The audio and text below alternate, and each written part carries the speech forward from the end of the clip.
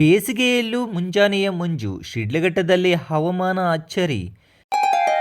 Great India electronics ವತಿಯಿಂದ ನಮ್ಮ ಎಲ್ಲಾ ಗ್ರಾಹಕರಿಗೆ ಶುಭಾಶಯಗಳು. ನಮ್ಮಲ್ಲಿ ಎಲ್ಲಾ ಬಗೆಯ ಎಲೆಕ್ಟ್ರಾನಿಕ್ಸ್ ಮತ್ತು ಗೃಹ ಬಳಕೆಯ ವಸ್ತುಗಳ ಮೇಲೆ ಆಕರ್ಷಕ ಫಿನಾನ್ಸ್ ಸೌಲಭ್ಯದೊಂದಿಗೆ ಭಾರಿ ಡಿಸ್ಕೌಂಟ್ ನೀಡಲಾಗುತ್ತಿದೆ. ನಿಮ್ಮ ಮನೆಯನ್ನು ಮತ್ತಷ್ಟು ಸುಂದರಗೊಳಿಸಲು ನಗರದಲ್ಲಿ ನಂಬರ್ 1 ಶೋರೂಮ್ ಆದ ಗ್ರೇಟ್ ಇಂಡಿಯಾ ಎಲೆಕ್ಟ್ರಾನಿಕ್ಸ್ಗೆ ಇಂದೇ ಭೇಟಿ ಕೊಡಿ. ಗುಣಮಟ್ಟದ ವಸ್ತುಗಳು, ಉತ್ತಮ ಸೇವೆ, ರಿಯಾಯಿತಿ ದರಗಳು. ಇಂದೇ ಭೇಟಿ ಕೊಡಿ. ಗ್ರೇಟ್ ಇಂಡಿಯಾ ಎಲೆಕ್ಟ್ರಾನಿಕ್ಸ್, ಅಮೀರ್ ಬಾಬಾ ದರ್ಗಾ ಹತ್ತಿರ, ದಿಬ್ಬೂರ್ಹಳ್ಳಿ ರಸ್ತೆ, ಶಿಡ್ಲಘಟ್ಟ. ಕರೆ ಮಾಡಿ 8861043315.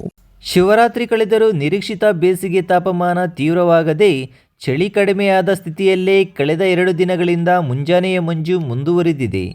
ಶಿಡ್ಲಘಟ್ಟ ತಾಲೂಕಿನ ನಗರ ಹಾಗೂ ಗ್ರಾಮೀಣ ಭಾಗಗಳಲ್ಲಿ ಕಳೆದ 2 ದಿನಗಳಿಂದ ಬೆಳ್ಳಂಬೆಳಗ್ಗೆ ದಟ್ಟ ಮಂಜು ಆವರಿಸುತ್ತಿದ್ದು, ಬೆಳಗಿನ ಸಮಯದಲ್ಲಿ ದೃಶ್ಯಮಾನತೆ ಗಣನೀಯವಾಗಿ ಕುಸಿದಿದೆ.